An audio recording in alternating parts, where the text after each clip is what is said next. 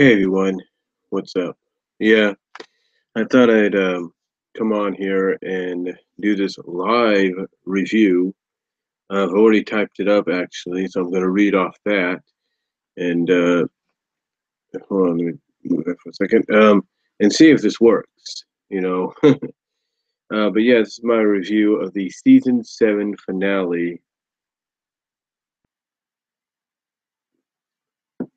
of the season 7 finale of My Little Pony: Friendship is Magic. In fact.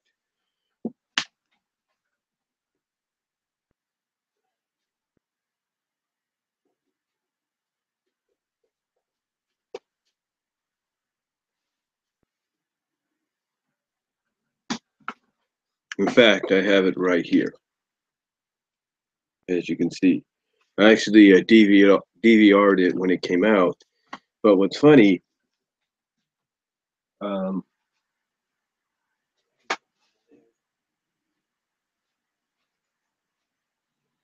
well, I have another can in here too. I didn't realize I had two soda cans. Never mind. Anyway, what's funny though is I DVR'd it on Saturday, and even though I was off Saturday, I should have been able to watch it and record it then. I didn't. I just DVR'd it out of habit because I'm usually working on Saturdays. And what's funny about that is, or what's funny and kind of unique about this is my mom. She likes to DVR her programs off Hallmark and TBN, especially, this time of year with the movies. And she ended up deleting the three episodes that I had DVR'd, Uncommon Bond and Shadow Play Part 1 and 2. So I had to bring them back. So I brought them back several times, and I finally did record them today. Interesting fact is I just barely made it just before she came back from work of finishing up Shadow Play Part 2. Now, unfortunately, Shadow Play Part 2 has a little distortion in it during the flashback scene.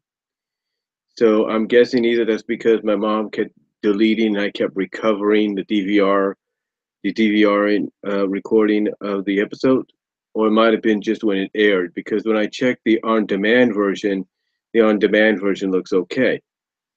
So what I plan to do is keep that, but then I plan to kind of record part 1 and 2 again as a one movie, just like I tried there, from the on-demand source of Discovery Family before I go to work or after I get home from work tomorrow. So I plan to do that. Now, but yeah, I it's kind of interesting going back and forth because today or yesterday now, I actually was recording my DVR recording through my DVD recorder that I have. I was recording my DVR recording of Impact Wrestling's Bound for Glory pay-per-view. And I figured at the same time, afterwards, I might as well record Uncommon Bond, Shadow Play, and, the two-part Shadow Play finale as well. And then, like I said, I just barely made it to the end of Shadow Play Part 2 when my mom came home from work.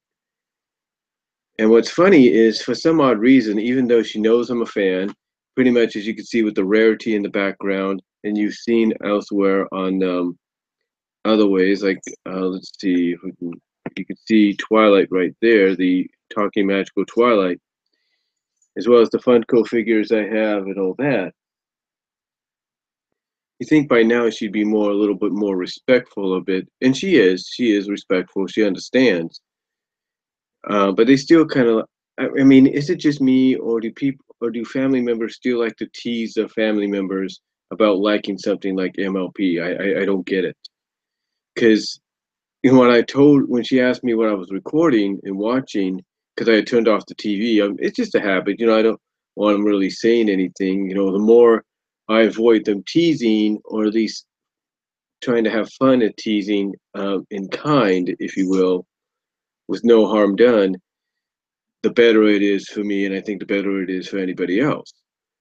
But she I don't know what it is. She said, "Well, what were you watching?" You know what I'm saying? "No, nothing." She was like, "You're watching the horsey show or the horse show or something like that." I said, "Yeah, well," and I'm like, "Yeah, maybe."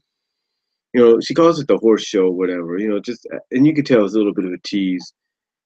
And you know, I can understand. Look, I can understand. Basically, I'm just taking something here.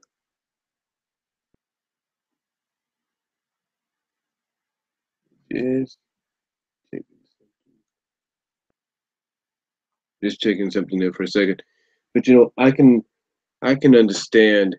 Um, we can check something here. Yeah, just checking something. Just checking the settings on my microphone. But anyway, anyway, you know, I can understand maybe in kind and no harm done of the teasing because I think honestly, you know, even though the less you avoid it, in other words, turn off the program before they show up or they come into your room or whatever, the less it's hard for you because it's like you don't have to deal with it. You don't have to be like, oh, well, here we go again. And with the teasing, even though you know it's in kind, I think honestly, when families tease you about it, but it's in kind and it's in jest, I think it's because they respect and understand that you like what you like. But I think it's also the fact that they still kind of feel they still find it unusual for an adult male or adult female to like something that's meant for little kids, mostly little girls. So I can understand maybe that's why the whole teasing in jest and teasing in kind from families come about, you know, because it's the fact that you know, they respect and understand what you like, that you're gonna like what you're gonna like, but still it's kind of confusing for them because to them it's still kind of weird. You know, it's still kind of hard for them to accept in a sense, even though they have accepted, it's still kind of hard for them to truly accept that, like I said, an adult male or adult females like a show that's originally meant for little girls. So, but if this finale is any example of this show being beyond what its original intended audience was about, or what it was meant to be targeted as for an original audience, if this show is any indication that hey, it's evolved from being a show targeted towards little girls and if not little boys and little kids, period, uh, then I don't know what does. Um, First of all, I will say this about Uncommon Bond. I didn't get to see a little all of it just yet. I skimmed through some of it, and I have to say that I did like what they did here. Um, I did like the premise that they did there, and I like how they used that sort of as a prelude. That's how I look at Uncommon Bond.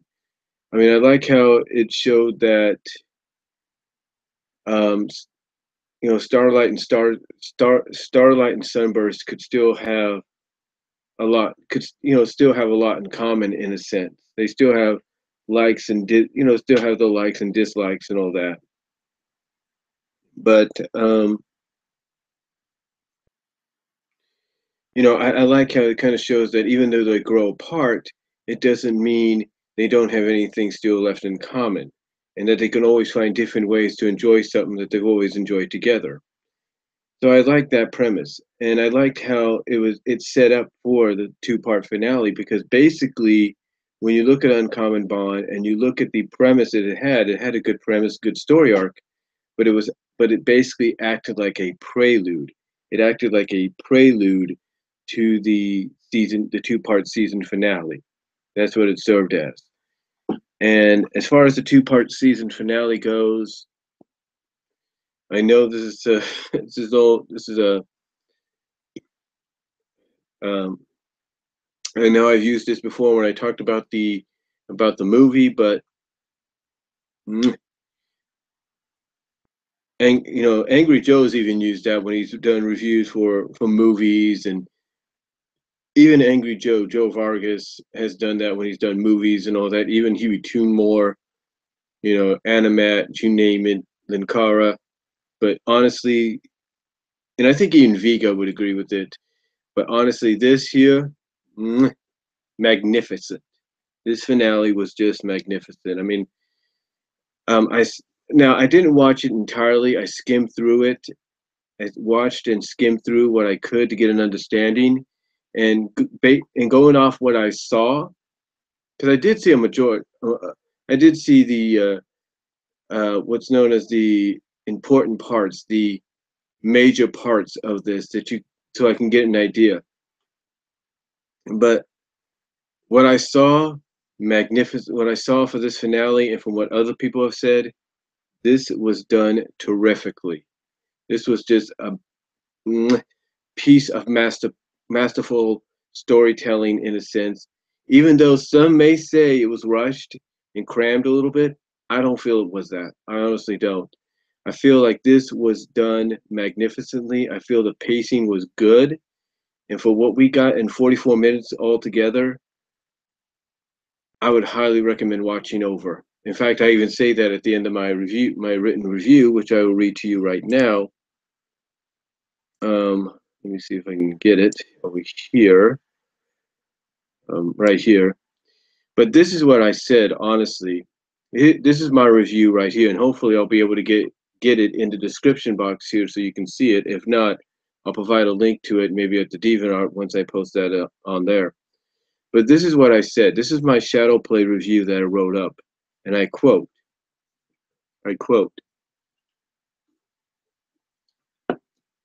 this is what I said, and I quote, I finally got a chance to skim through the two-parter, which was shadow play, and I have to say that they did a great job with this one. That being they being the MLP staff, the MLP creative staff. Okay, let me start again. And I quote what I wrote here, or I typed up here. I finally got a chance to skim through the two-parter, and I have to say that they did, again, they being the MLP creative staff, did a great job with this one. I did enjoy Twilight's fangirling over getting a chance to meet Starswirl pony to pony. I also liked how when they went to Ponhenge, that thanks to Starswirl's journal being set down on his pillar, basically where he stood, that they got to see what exactly happened to Starswirl and the other pillars, the other legends, if you will, in the final battle, on the final fight at the time with the Pony of Shadows. Now, some folks may not like the fact that Starlight was the one that basically. Now, some folks may not like the fact that Starlight was the one, was the one that basically was trying to be and ended up being the voice of reason in this. But I actually enjoyed her role here. The reason being, the reason being that, and the reason being that when Twilight and Sunburst were planning to free the pillars from Limbo, that she was the one that pointed out that maybe they, the pillars, had a reason for letting themselves be imprisoned in Limbo with the Pony of Shadows, and that shouldn't that perhaps they, that being Twilight, Sunburst, and herself included, along with the other main six, shouldn't really mess with what was done. Again, I'll repeat this. Okay, again, I will repeat here just to make sure you guys understand. I finally got a chance to skim through the two-parter, and I have to say that they did a great job with this one. I did enjoy Twilight's fangirling over getting a chance to meet Starswirl's pony to pony.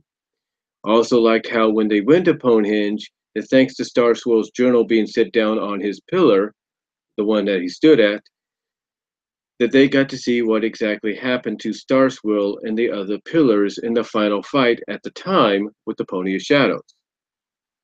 Now, some folks may not like the fact that Starlight was the one that basically was trying to be and ended up being the voice of reason in this, but I actually enjoyed her role here.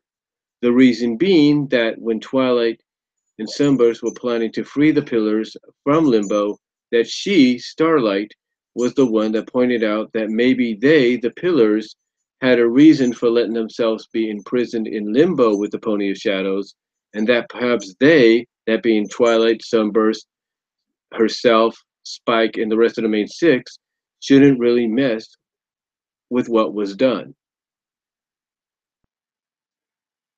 Heck, heck, she even twice, before the spell was cast to free the pillars, used slash mentioned or used and mentioned her past example of using Starswirl's time travel spell, season 5 finale, and how that almost turned out badly as a way of getting her point across to Twilight and Sunburst. Again, I repeat, she, Starlight, even twice before the spell was cast to free the pillars, used and mentioned her past example of using Starswirl's time travel spell, season 5 finale, and how that almost turned out badly as a way of getting her point across to Twilight and Sunburst. And I repeat, because I know some people are going to say I didn't understand a word you said there. She, Starlight, even twice before the spell was cast to free the pillars, used and mentioned, well, mostly mentioned, her past example of using Starswirl's time travel spell, season 5 finale, and how that almost turned out badly as a way of getting her point across to Twilight and Sunburst. She, Starlight, also was the one that realized, I put the realized, I put the instead of that, so I got to correct that. Well, it's fine. People understand. She was also the one that realized that she was also the one that realized,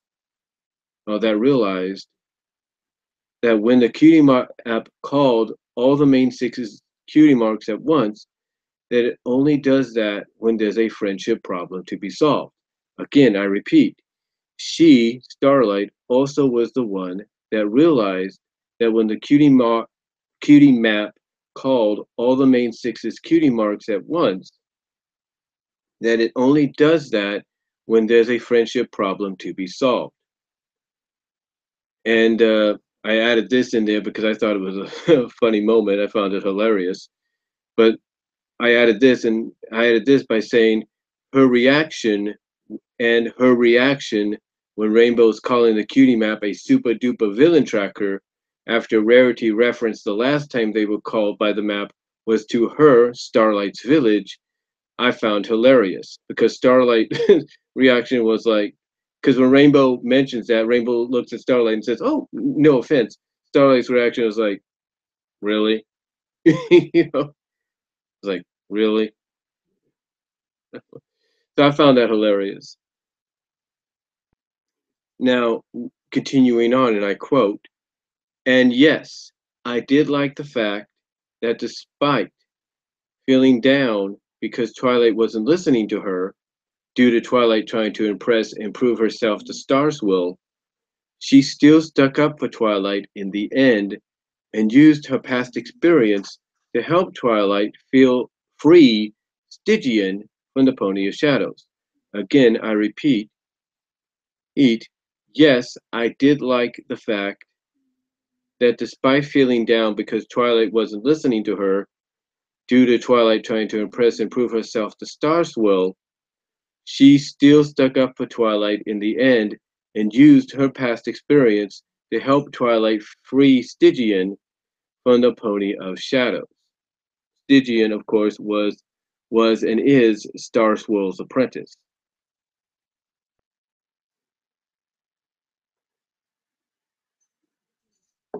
Or some might view him as the Spike of that generation's main six.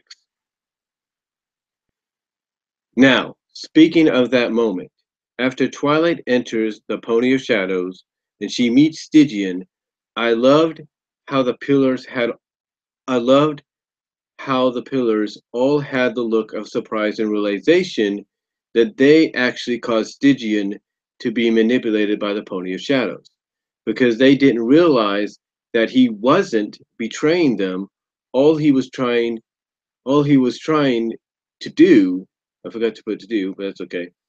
All he was trying to do to help them, all he was doing, or actually all he was doing was trying to help them by trying to make copies of the artifacts so he could join them in their missions to protect Equestria. Again, I repeat, speaking of that moment, after Twilight enters the Pony of Shadows, she meets Stygian.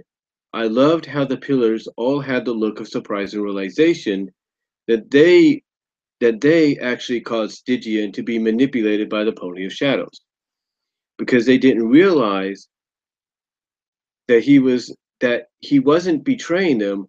All he was doing was trying to help them by trying to make copies of their artifacts so he could join them in their missions to protect Equestria.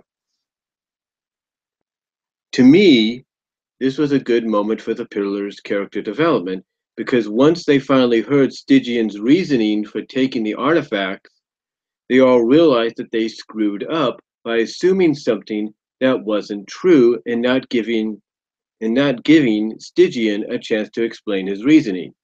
Again, I repeat, to me, this was a good moment for the Pillars' character development, because once they finally heard Stygian's reasoning for taking their artifacts, they all realized that they screwed up by assuming something that wasn't true and not giving Stygian a chance to explain his reasoning.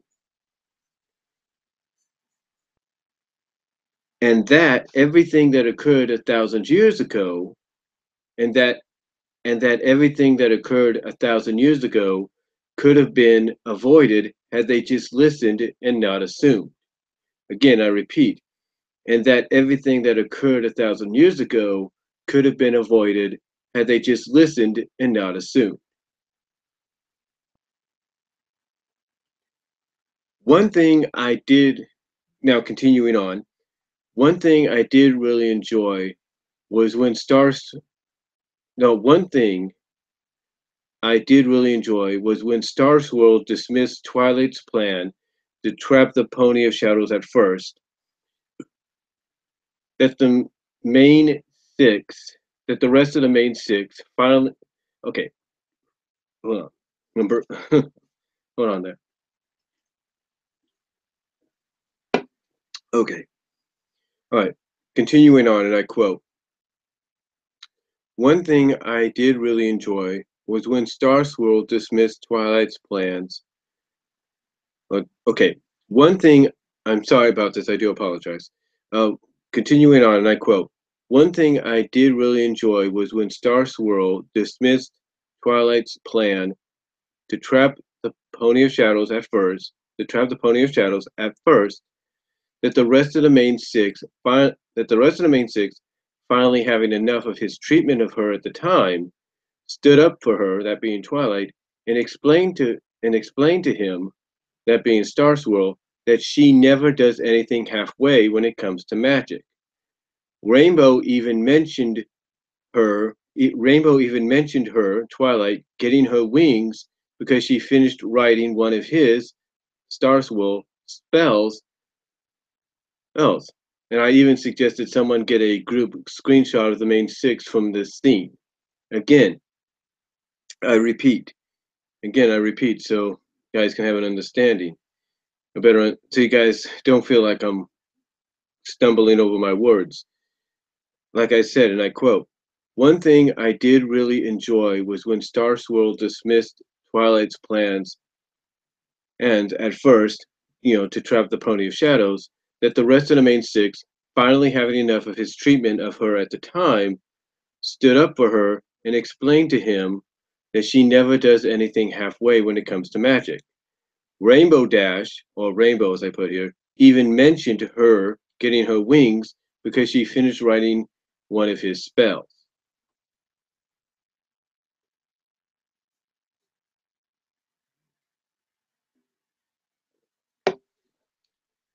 And finally, the last thing here, I did enjoy Starswirl's interaction with Luna and Celestia at the end, because I thought it was well done and cute. Yes, again, repeating here.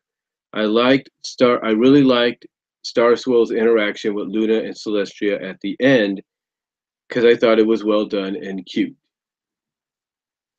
Overall, this was definitely a good season finale and one I would highly recommend seeing again and again.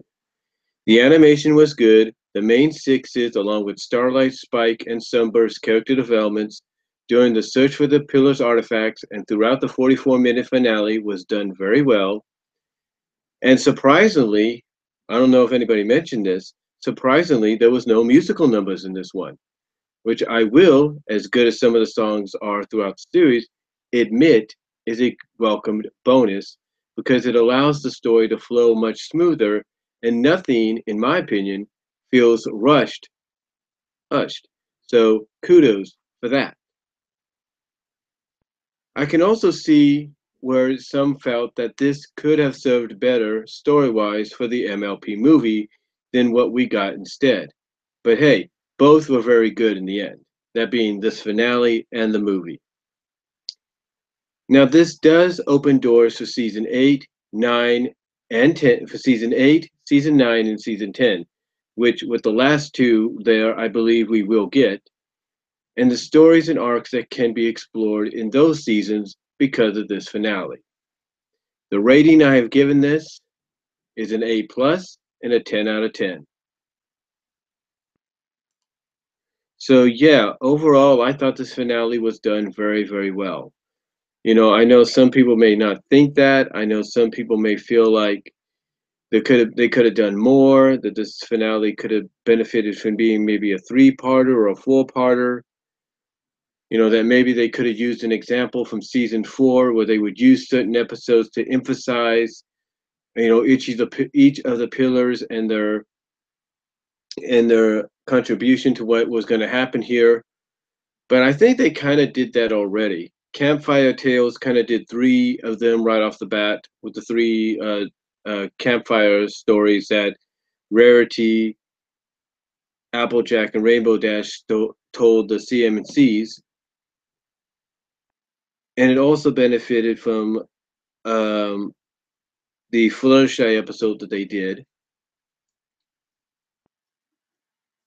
which was a health of information, which was called Health of Information, as well as the Daring Done episode that they did earlier as well, with Pinkie Pie, Rainbow Dash, and Daring Do. So, and this right here, this one was Twilight's as well. So, overall, this to me was probably one of the better season finales I think they've had in a long time.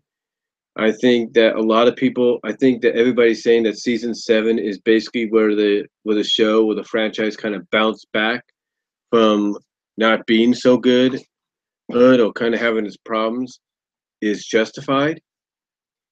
You know, I understand that some people don't like the fact that Starlight is getting some emphasis throughout these past couple of seasons, but when I look at Starlight, I almost do a comparison. I almost do a comparison to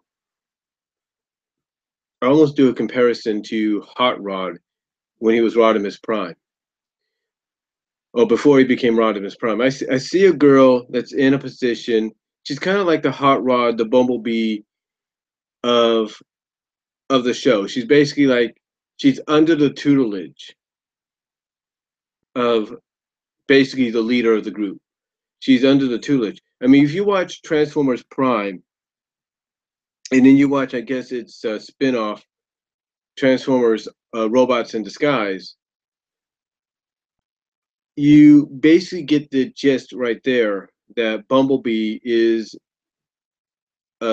basically the next in command. He's basically the apprentice, even though it's not emphasized as such. He's basically the apprentice. He's under the tutelage of Optimus, even though it doesn't feel like that. Even though it doesn't feel like it, he is. He's under the tutelage. He's under the apprenticeship of Optimus because at the end of Beast Hunters, which is the Transformers Prime movie finale, he becomes the new leader.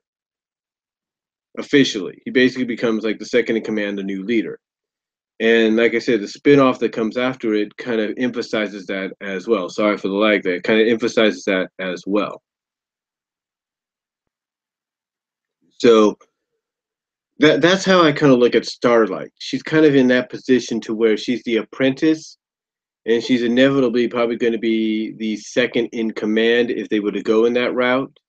But also she's basically in that position to where if the writers decided, okay, Twilight will still be a part of the show, but she's not going to be not going to be as much of a part as she was before, and we need someone to kind of take that position and basically take over that leadership role. That's why I think Starlight's going to come into play. Well, that's how I feel Starlight could come into play if they decide to do that. That's totally up to them. Twilight's basically the face and the focal point of the franchise, of the Friendship is Magic portion of the MLP franchise. But knowing how Hasbro is, they're always willing to try and experiment with stuff, and that's why you're kind of getting Starlight, as some people would say, front and center, because she's basically being, I think, groomed to be in that position to where if they ever decide to go in this direction, action, that she's going to have the torch passed to her, and she's going to be the new leader of the main six. So, and I've always had this thought process that if that was to happen, not only would Twilight be gone, not permanently, but just not focused on as much, not appearing as much. But I also feel the same could be said for maybe certain other characters in the main group. Like I could see maybe Rainbow Dash. Well, Rainbow Dash is too popular, so she might remain. But I could see characters like Fluttershy and maybe Applejack being replaced by some new characters. But I would look more along the lines of characters that have accomplished their goals already. And I think those characters, to me, would be Rainbow Dash, Rarity, and perhaps Twilight as the ones that would kind of, be not be taken out of the show, but be kind of not seen as much. And that in their place, you probably get some new characters as the new portions of the main six. But again, that's just a theory. That's just in my opinion of what they could do, knowing Hasbro. But we'll just have to wait and see what they do. But to me, when I look at Starlight, that's kind of what she reminds me of. She reminds me of being that in that Bumblebee hot rod kind of role, to where she's basically going to be that she's being set up to basically be the new leader, the new leader of the group, the new face of the franchise, if you will. Um, but yeah, I know a lot of people don't like her character, but I think in a sense when you look at season 7, and I mentioned this in my 56th edition of my Animated Girls Profile Confidential, when I talked about Starlight. When you look at season 7, season 6 was used as her redemption arc, the redemption season. Season 7 is definitely full circle for her because not only has she been redeemed in a sense, but now she's using that experience of her past, of what she's done in the past, and what she has learned from Twilight and the other main six to help others and to contribute to missions. I mean, heck, she was called on a freaking friendship mission this season. She was the first non-main six character to be called on a friendship mission. But when one thinks about it, when she got called on that friendship mission, the main six went to being a main seven. I know some people may say that already happened anyway at the beginning of season 7, but I think Royal Problem, where she was called upon by the Cutie Map to solve a friendship problem with the Royal Sisters, kind of solidified it.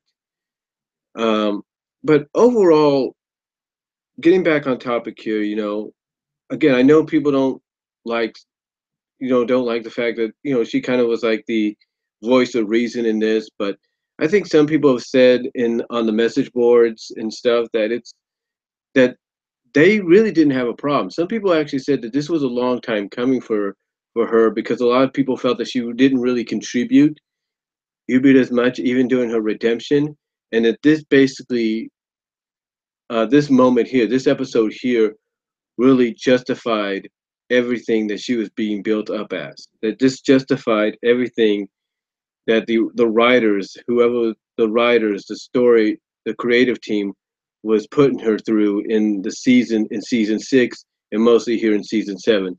Basically, this justified the fact that you know she has come a long way and her character has truly developed, from what you first saw to what she is now. So so we'll just have to wait and see what they do with her in season 8. We know she's obviously going to be a main focal point there, but what they do in the end is, throughout and at the end of that season, it's totally up in the air. But getting back on topic, overall, I like the season finale. Again, like I said in my thing, I highly recommend people watching it. It's a 10 out of 10, an A plus, if you will. Um, and again, it's probably one of the best season finales that this show has ever had. I think some people have said that it's up there along with Twilight's Kingdom, which I believe was the season 4 finale. And some feel it's also up there along with Canterlot Wedding and maybe even Crystal Empire. In fact, I think if people were to do a ranking system, they would probably say that Twilight's Kingdom, number 1, Shadowplay, number 2, Candlelight, number 3, um, the season 5 finale as number 4, and number 5 would be Crystal Empire. So, so yeah, that's probably how they would rank them. But overall, I definitely recommend this, and I can't really say any more than that. Thank you all for so. That's really all I'm going to say. So, thank you all for watching live. Thank you all for watching live, and thank you all for watching post live after it's been uploaded. Let me know what you guys all think. Comment and reply down below. Let me know what you guys all think about Shadow Play. Do you agree with my assumption, my opinion on how good it was, or do you have different opinions? Let me know what you guys think down below. Comment if you like. I am out. Have a good night.